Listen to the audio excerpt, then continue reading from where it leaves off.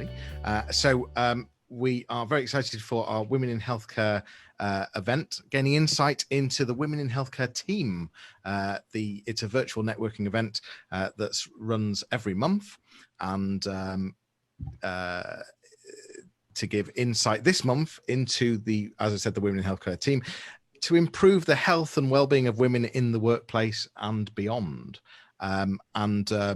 As I said, we are live on Facebook, so hopefully some of you have joined us. I will introduce Angie, who is our host, and going to be chairing the panel. How are you, Angie? Are you okay? Just put your microphone on. Hi, Johnny, and hi, everyone. Thank you for having me. Are you well, Angie? I'm fine, thank you. Beautiful weather as well. You're looking glowing today. Thank you. I'm feeling glowing. So for those that haven't met Angie before, you're the founder and CEO of Women in Healthcare, but also of Healthcare Business School. Lots of passion. Your mum was a former nurse. She gave you the inspiration and passion for the healthcare industry, did she? She did, yes. Grew up having to see all the excitement of having somebody who takes that full responsibility of individuals' lives, and also the caring part, the nurturing part. And yes, I was that kid. We had a mom who was in the Women in Healthcare sector. So hopefully we'll get some more people on Zoom, and later on we'll do some networking as well. I'll post if you're watching on Facebook, I'll post a link to the Zoom meeting so that you can join us as well. I'll bring in your panelists so that you can get a conversation going, Angie, I'll leave it over to you to have that conversation. So I think Farahi, I think you've joined us. Just need to put your camera and mic on so that I can bring you up on the spotlight. But Angie, I'll hand over to you and so you can introduce your guests. Hi, everyone, and thank you so much for joining. We would like to really appreciate and kind of value your time. We know you all do have busy schedules, and I'm really excited to have this team on board today. Unlike any other events where I'm having to interview different women, but I'm actually having to interview our very own powerful women within the organizations, the women who really make everything possible about the brand, women who actually push the vision of empowering women in the sector. So I'll start by introducing the panel, and I'll actually give you the opportunity to introduce yourselves. We've got Jane. So Jane is our event coordinator. So all the events that you see happening behind the scene is because of our lovely Jane, who get the things done, coordinate, come up with all the brilliant ideas on what topics to talk about and how to actually get the event going. So Jane, over to you, please. Hello and welcome, and it's good to be here, and thanks very much, Angie, for inviting me to join you today. So I was fortunate. I met Angie a number of years ago, and then we got reacquainted last year it was, Angie, even last year I think it was, and Angie's passion for what she does is always interesting. I do events and I come up with different ideas and different concepts. I like and find it interesting to hear from other people. And then once we discuss ideas, as we do on a Zoom on the alternate Thursday mornings with the team, we all come up with ideas together, what works, what doesn't work, how we can expand, how we can improve. And then I go away and we look to put a program together, an outline, the sort of questions that are interesting, and we take it from there. And that's what I do. I'm nosy, so I like people and I like hearing about people. So for me to be involved in this type of event is fantastic. And then when we do the networking, as I say, to learn from other people is fantastic. And if you take one nugget of one nugget of a bit of information away from this, it just can motivate you and put you on the right path for this evening. And that's what we hope to do. Thank you very much, Jane. Like I said, this is a brilliant team that we actually rely on. So everything you see out there, one is because of these really amazing women. So one of the benefits that we've actually really, that we get from working together as a team is the great ideas that come from these great minds, the sharing of the workloads, we laugh, we chat, we do all sorts. But also, obviously, behind, then obviously, from the events, we also talk about this marketing that's also, which is involved in the actual branding of women in healthcare, then in the actual coming up with what to talk about, how to empower women, what messages to bring out there. So please allow me to introduce our marketing should I say coordinator, the lady who is more like in charge. I think some of you might have seen us talk about the podcast, upcoming podcast. This is Farai. Please meet Farai, who's coming all the way from South Africa. Unfortunately, they're having their winter and we are really here enjoying the sun. Forgot to bring my sunglasses, as Jen would say. So over to you, Farai. Please introduce yourself. That's quite a cheeky welcome, Angie. I'm reminded of our Thursday meetings that Jane has just spoken about and the amount of fun we have. And I'm just so excited to be part of this team, this diverse team, dynamic, and everyone bringing their minds to the brand Women in Healthcare. And I am just so excited about the whole sort of planning for this brand and the growth that it has, done in the last sort of few months.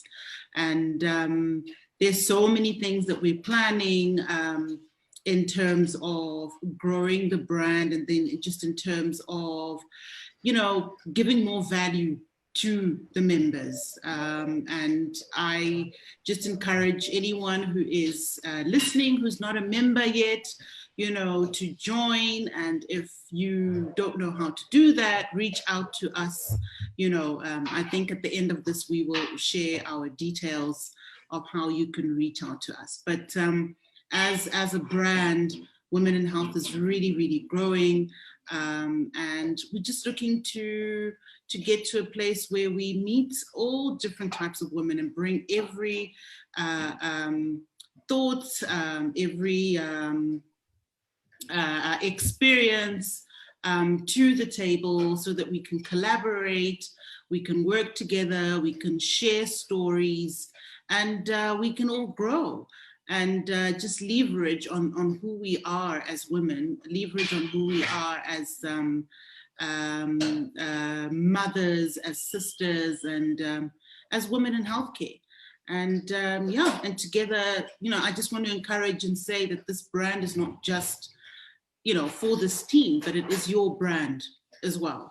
And just encourage you to be part of it. And anyone who has any ideas and wanting to engage with us, let's do that even across all social media platforms. So I'm excited to be here, and maybe we'll share a bit more around the marketing aspects as we go today. Thank you so much, Angie, for introducing me. Thank you.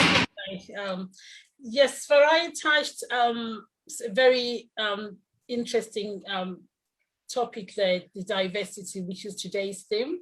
And it goes without saying that, the healthcare sector itself is there's quite a lot of diversity promotion. There's quite a lot of some few other challenges that come with that title. There's so many opportunities that we have to go out there and promote diversity. So this is what we are made of, Women in Healthcare. We are a diversified organization and we promote diversity. And on that note, we do we are a combination of different cultures, combinations of different religions, And we really we continue to learn from each other, the food, the everything basically. And on that note, please allow me to introduce another our business development manager, who is Dr. Munava Sida. So Munava is also she does share a background of working with women in a previous role and in a research. And please, over to you, Munava. Thank you, Angie. That's the first time you call me doctor. I had to give you the end title. Yeah, thank you. I am working as a business development manager with women in healthcare. I just started recently. Before I started with women in healthcare, I was involved in helping women in Leeds and surrounding areas. I'm very passionate about empowering women entrepreneurs. And my research was on empowering female entrepreneurs through business support. So I developed a model where women who feel, even though in a country like UK, I still found, I can guarantee it because I did research, that they're still they don't have enough support. So that's why I developed a model where, using a resource-based theory, which talks about capabilities and competencies of a firm. But in my research, the woman entrepreneur, she is the firm. And through business support, we are giving her access to resources, and we are improving her capabilities so she can start and run a successful business. And through women in healthcare, we are giving them a platform where they can feel the sense of belonging, where they feel like I'm part of a group and I have these women behind me to take me forward. So after joining Women in Healthcare, I've been feeling like, I've reached, home. This will be my third home, I think, because I come from India and I met my husband in UK, and UK became my second home. Now Women in Healthcare is my third home. So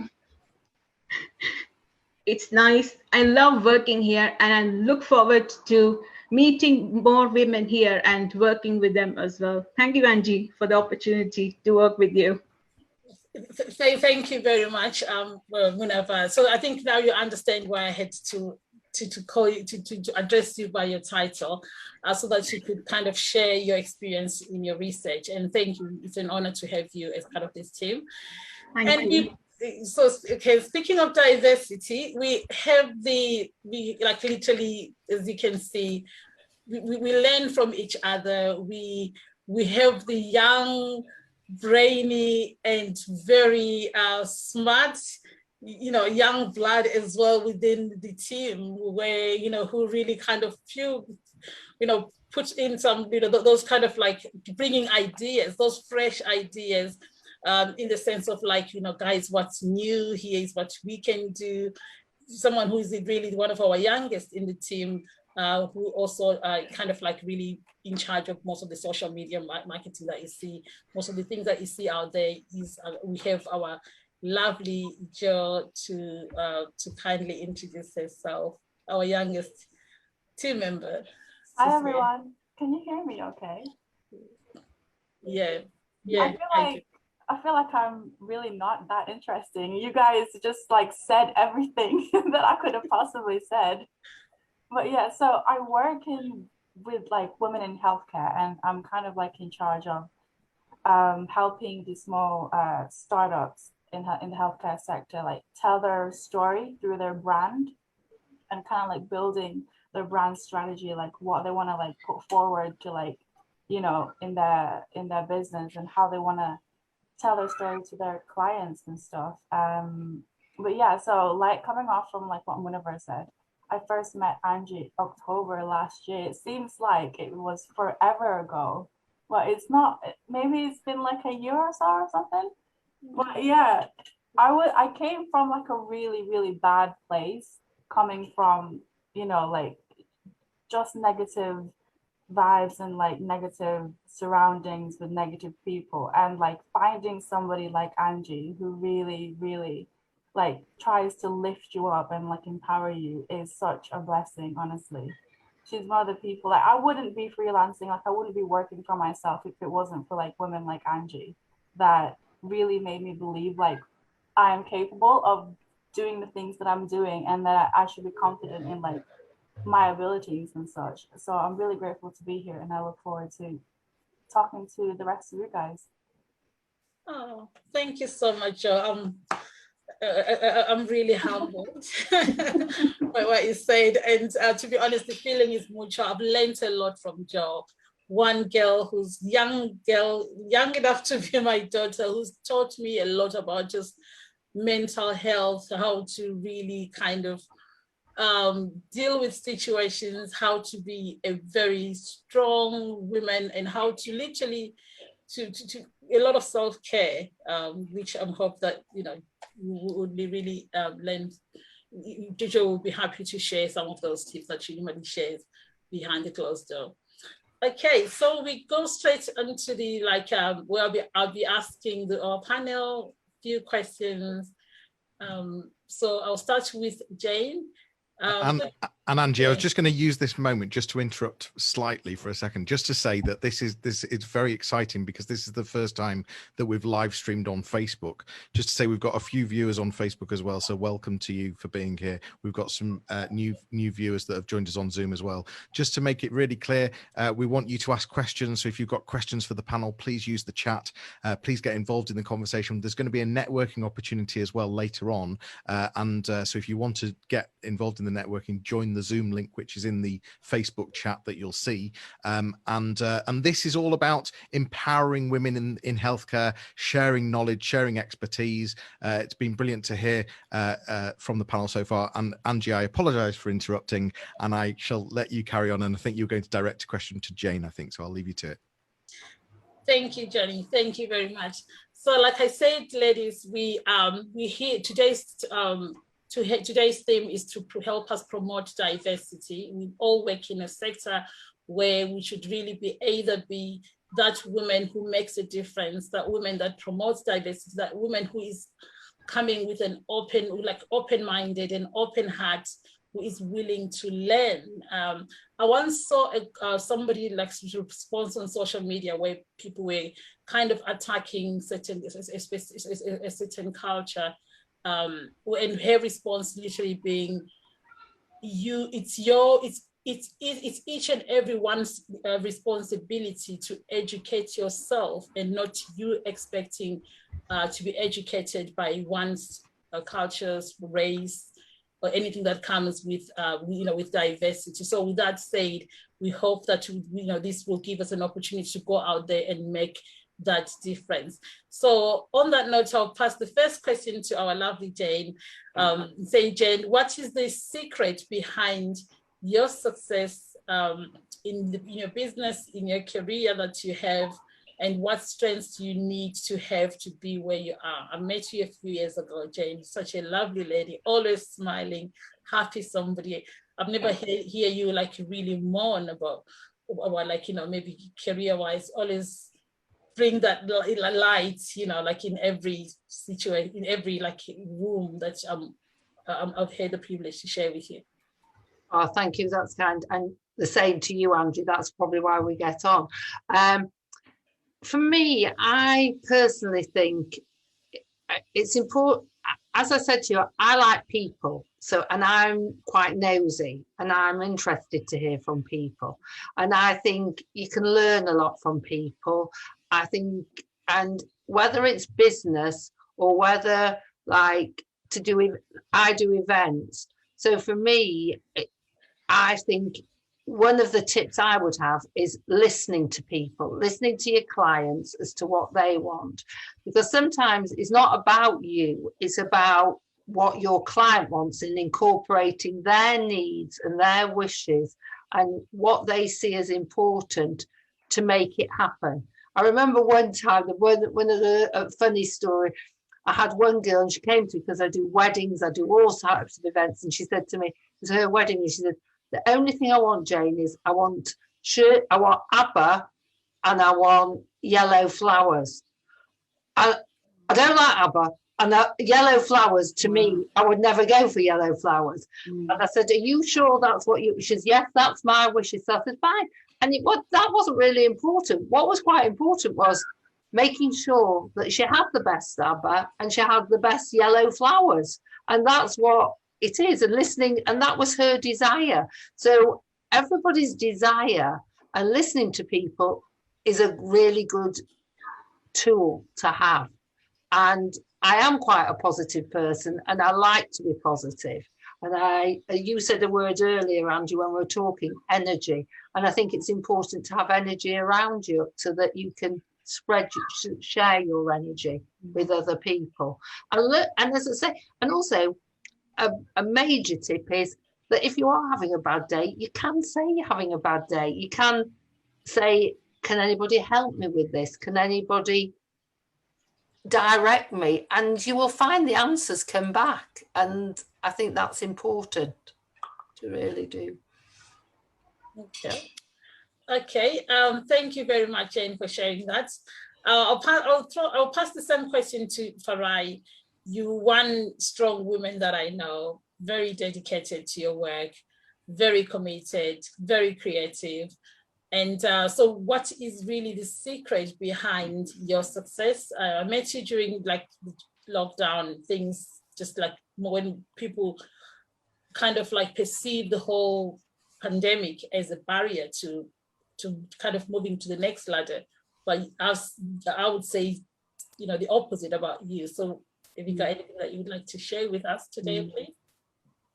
I think I'm not going to get too markety and social media-ish because I think, that's a given, right?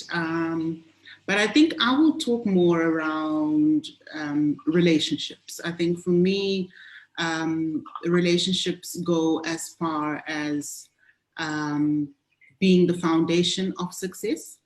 And I believe that when you begin to create relationships, there is a level of acceptance, right?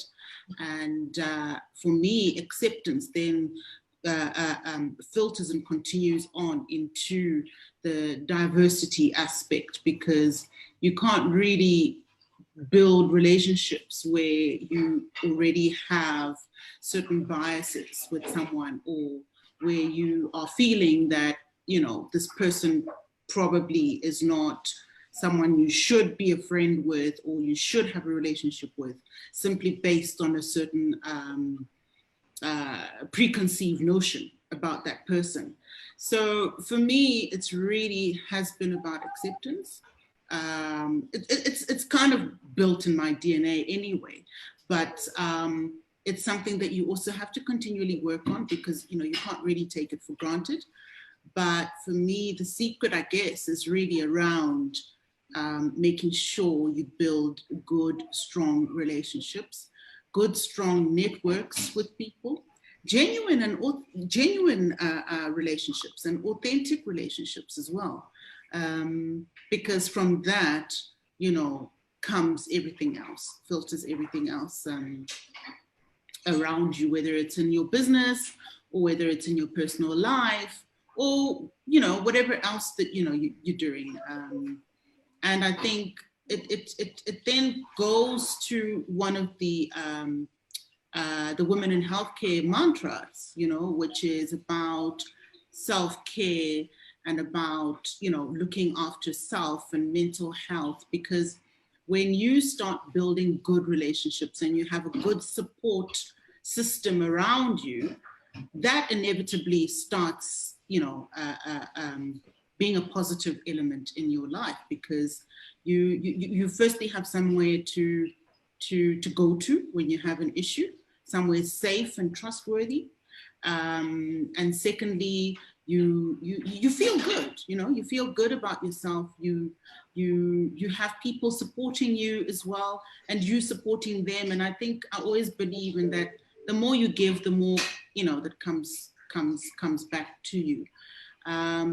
So for me, as personally, that has been kind of one of my secrets to success. I will invoice later, I will invoice later for telling my secret. But yeah, that is my biggest thing. And yeah, everything else just kind of falls into play when you begin to get to a place where you accept everyone around you. And the thing is, everyone comes from a place where they do have their own issues, and they will make mistakes. And so for me, judgment is something that is strictly doesn't come through the door, because I accept people for who they are. And I think, like I said, that is the mantra for women in healthcare. You know, this is a supportive, collaborative platform for women to be able to share their stories, to be able to come to a place where they feel safe and feel that they can be helped. Because we're all going through such a crazy time, and especially I think those in healthcare, being our people on the ground and in the front lines, they have been hit the most. And so they need a platform like this, I believe. And I think somewhere along the way, some people don't even know that there is a platform like this. And I think that's one of my roles here, is to build that awareness. You know, that there is somewhere you can go that is safe and trustworthy, and you can share your story, and you can come out with knowledge, you know, as well, you know, for other areas of your life. That is my 2 cents worth, or 2p if I am being technically correct, because I'm dealing with all you British. That's my 2p for today.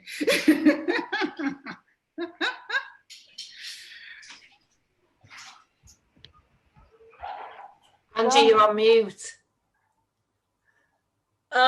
Yes, Joe asked me to be very gentle, to be kind and gentle with her, being our youngest, our baby in the group.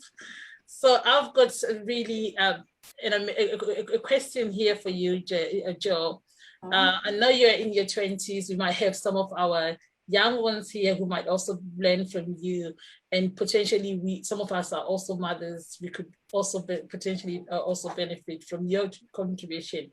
So my question for you is about the role models, because obviously for you to be where you are today, I know you said amazing things already, maybe about me, which I did blush a bit, so I must admit.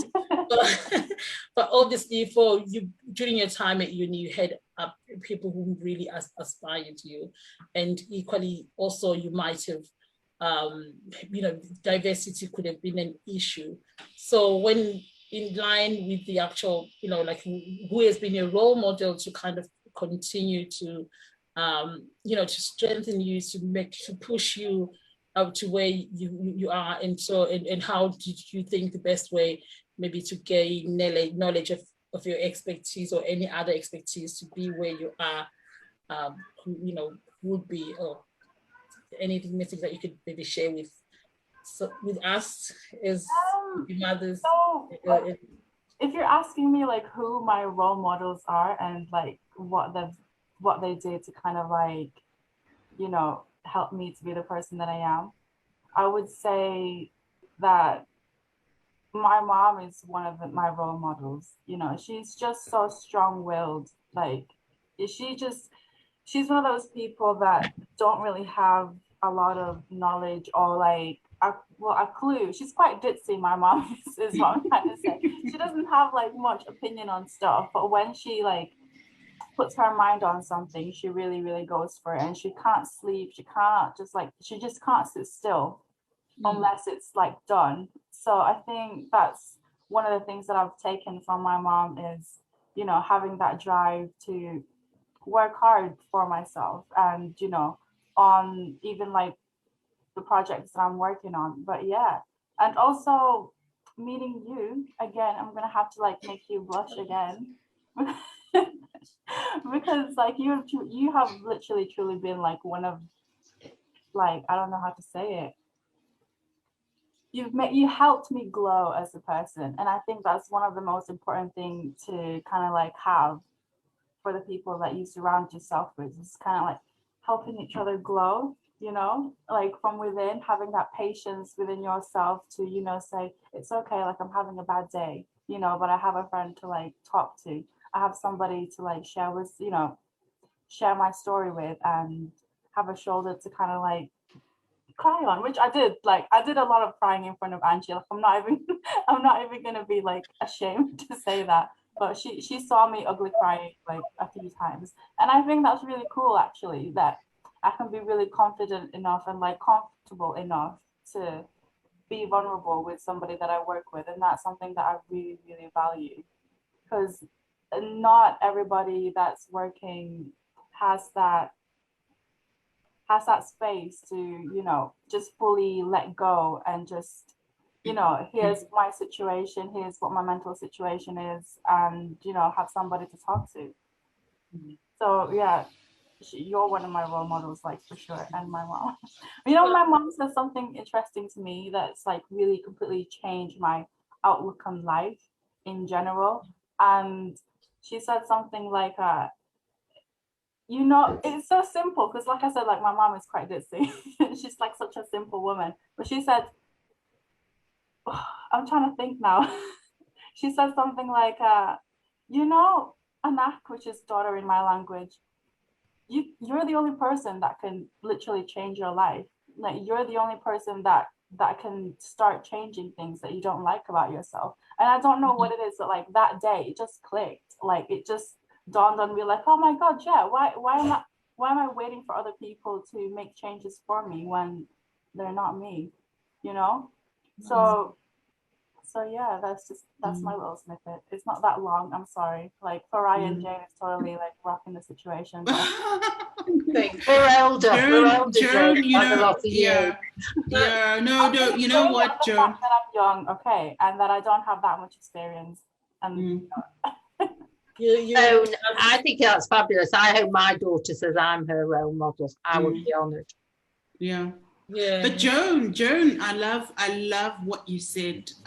For me, just to pick up on what you said about Angie, for me, it just adds to what I said, and it speaks to the authenticity of women in healthcare, because you can't have somebody start or begin a brand or start something without some sort of a vision or passion for it. So if we are saying this is a collaborative platform, if we are saying that this is a place that is a safe place to come and share, obviously the person who founded it should be like that as well, right? So it just speaks to that this person called Angie, when she is saying that this is what I intend to do with women in healthcare, she means it, because it's coming from a place that is who she is as a person. So I love what you said, Joan, regarding that, you know, it's a shoulder to cry on. So she's basically a physical manifestation of the brand Women in Healthcare. And that's what Women in Healthcare seeks to do. It's a shoulder for us to cry on. Thank you very much, lady. Yeah. And like one of the ugly crying moments. So it was when I first started working and I was like getting overwhelmed because it's my first full-time job. You know, I had like my kid, she's 4 years old, and I'm doing it all by myself. And I started to like make a lot of mistakes, which like, you know, I had like a good month or two where it was just like flawless like performance. And then it was just like it started to go downhill.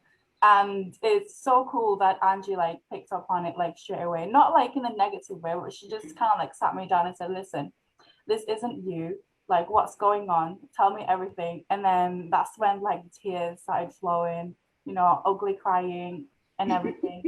And she did what's really cool about it is she told me, hey, like you don't make these mistakes usually, like why are you doing these like silly mistakes? But then she gave me constructive criticism, and like, you know, as a parent to parent advice situation, it was like just a really cool moment, and I really like that. So thank you. Oh, thanks to you, Joe. Oh, you just, oh my God, this was really, again, I know Are you crying, Angie? I am actually crying. Are you crying? I am crying because that particular day, I remember with us working from home, because yes, we need to address these challenges. We are parents, we're mothers, and this lockdown has come with quite a lot of negativity, including us having to kind of like focus mostly working from home, trying to find balance between parenting. And just remember the little one coming into, like, you know, joining the Zoom meeting, and we saying to Joy, it's okay, let's join the meeting. And that's the reason why I'm crying, remembering the moment when the little girl joining the meeting and Joe thinking, you can't be here, and me saying she needs to be part of this meeting. Yeah. And that's obviously everybody in the world, we're all being challenged. Kelly, in terms of parenting, I was also being challenged as well as a mother. And thank you very much, Joe, for that. You know, for all the compliments. Like literally I said, I've learned a lot as well from Joe, being a young, you know, like the youngest in the team as well. And so I'll pass straight into Munava, again, still on the diversity subject. You shared very interesting background of yours, being a migrant. I'm also a migrant. We've got quite a lot of migrants in the organization, in the healthcare sector. And this is where really understanding the importance of diversity, understanding our responsibilities as individuals in making that difference, in educating ourselves more. So my question to you is, what about maybe what were the, like, you know, just what barriers, if you've ever had any, been in your way, and how important is inclusion, and how do we ensure we embrace everyone? I'm talking from a place of being a woman in that managerial job in the NHS. I'm talking about like your barriers being women of color. I'm talking about being maybe a woman, either any other religions. There's a lot of challenges that tends to come with within the diversity topic. Yeah. When I was in India, I'm a Muslim. I grew up in a very conservative Muslim community, but thanks to my parents, they were they were precious. Like when I had my first period, we were supposed to get married within the next year. That's how it was when I was growing up. But my parents, they were like, no, she's a class topper, let her study.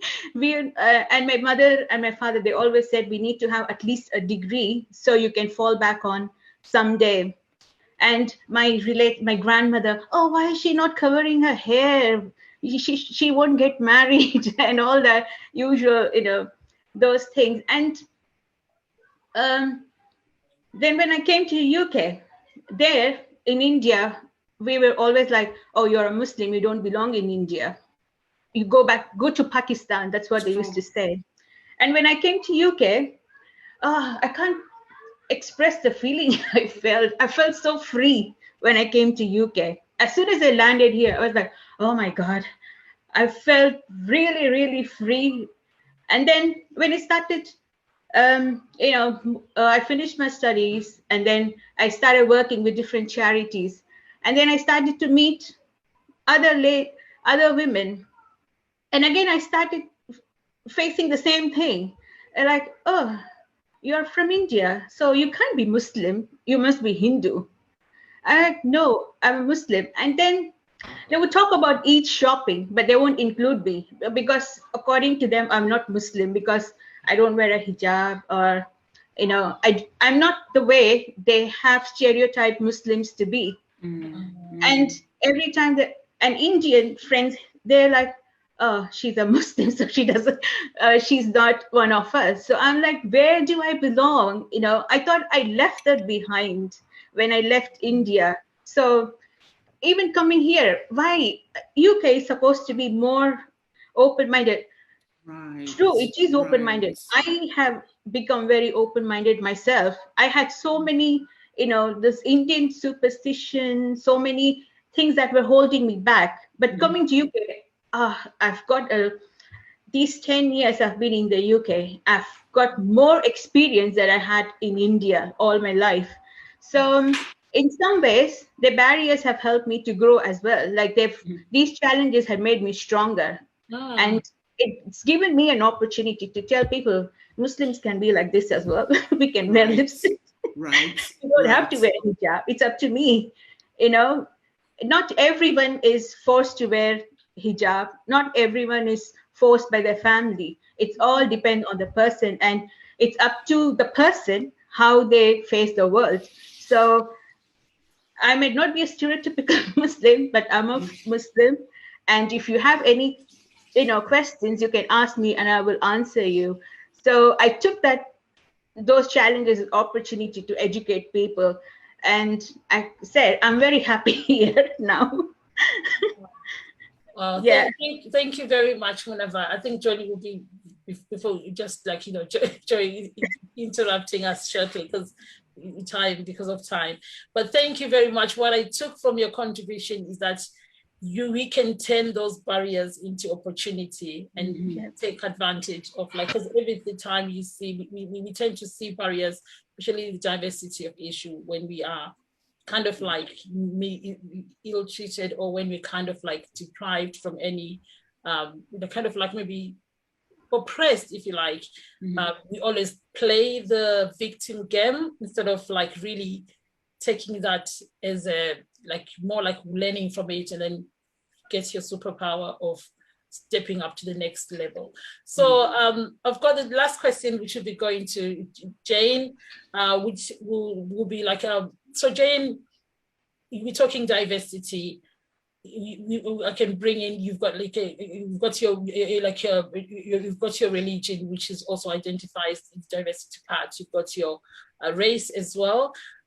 So with that in mind, my question to you is, have you maybe have you ever encountered any diversity issue? Because again, there's a bit of like some stereotype. I see this happening quite a lot, where at times we think, or we just think, oh, a certain race is immune to, to being victims of discrimination or others. So my question to you is, have you ever encountered any diversity issues, or are there any lessons that we should bring in as women, particularly in women in healthcare, into championing broader diversity in the workplace? For me, when I listen to Munawar, I found you really interesting about, you say about the Muslim aspect, and in India, that I myself am Jewish, right? So people have a stereotype as to what they expect, and sometimes you'll get, like you were saying, about well, you can't do that because you can't do that, and there's degrees, as you say, there's degrees of everything, and there isn't a hard and fast rule. So, and when I was at school, that was the time at school that you encountered the most type of diversity issues and everything like that. But I think as long as you're proud of what you are, as long as you put it and you're open and you can have a conversation and say, yes, this is how some things are, but this is what I do, and sometimes it's not a hard and fast rule, you know, and it's education really, isn't it? It's about sharing what different ways with different people, and I'm being interested in other people, which is what it's all about. You know, that's life. And as somebody said, to be proud of as Jane's telling me, we're proud of who you are. Jane is part of our team, and she's not on here today, but she's another part of our team at Women in Healthcare. And so it's about being proud of you and opening.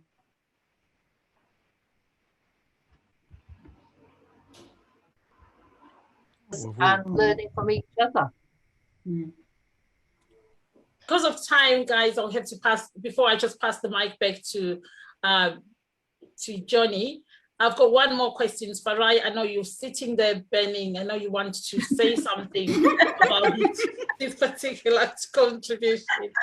My question to you, Farai, is what about other diversity issues? Are there any lessons that we should really bring in as women into championing maybe broader diversity issues?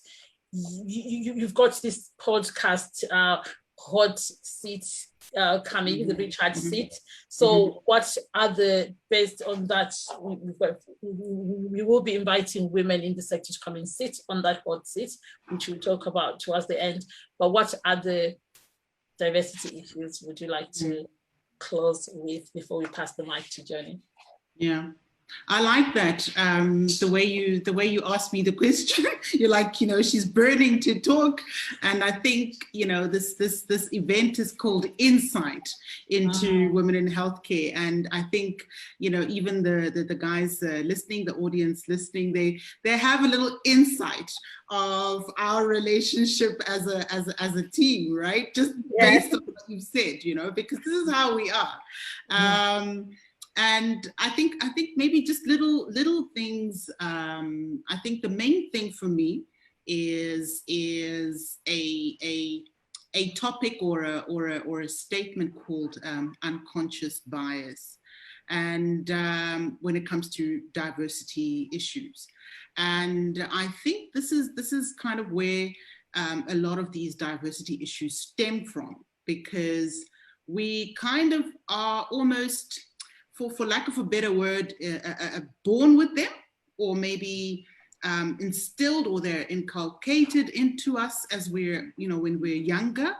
And so they become more difficult to kind of erase. And I like the way Muniva told us her story, in that these are things that you almost are just acceptant of it, that, you know, she should be wearing a hijab, you know what I'm saying? Because you are born with it, or well, not born with it, but it comes through, you know, societal, cultural experiences. So you almost expect that she should be wearing one. So for me, unconscious bias is really a thing that I think is where all these issues start. And even when it comes to seeing so we spoke about, you know, women, we spoke about religion, we spoke about culture, but there are other things like, you know, people who are disabled, people who can't see or hear. There's LGBT. There is coming from, I guess, you know, different tribal issues, even within sort of like I think Jane's example. So within the white community, you still have the Jewish, and then maybe you have the Russian, or, you know, so it's all there, but, you know, we don't realize that we actually almost expect a certain behavior when we meet someone because of those unconscious bias issues. And I think that's where we need to start. We need to start at a place, I think one of us spoke about it, where we almost unlearn to relearn, because we need to kind of start on a clean slate, because we can pile on all these things and these events that we have on a foundation that's already almost spoiled. So we kind of need to clean the foundation first, before we start learning. So I think that's my sort of last comment from that. You're just on mute, Angie. Yeah, thank you very much, Farai. That was a great contribution, and also thank you for also reminding us that diversity is a broader subject, which Right. includes It is. our, disabled families, disabled colleagues. So this also goes to show that we have some other women in healthcare here who are also employers who maybe run their own businesses in the sector.